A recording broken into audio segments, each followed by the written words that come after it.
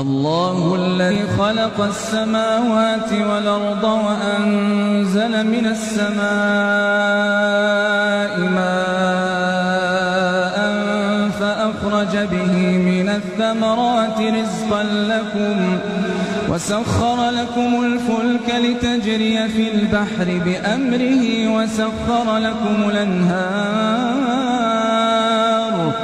وسخر لكم الشمس والقمر دائبين وسخر لكم الليل والنهار وآتاكم من كل ما سألتموه وإن تعدوا نعمة الله لا تحصوها إن الإنسان لظلوم كفار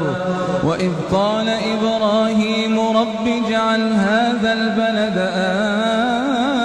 آمنا واجنبني وبني أن نعبد الأصنام رب إنهن أضللن كثيرا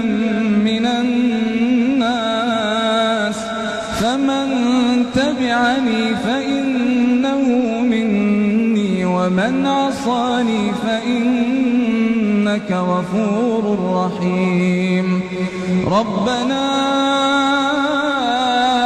إني أسكنت من ذريتي بواد غير ذي زرع عند بيتك المحرم ربنا ليقيموا الصلاة فاجعل أفئدة من الناس تهوي إليهم وارزقهم من الثمرات لعلهم يشكرون ربنا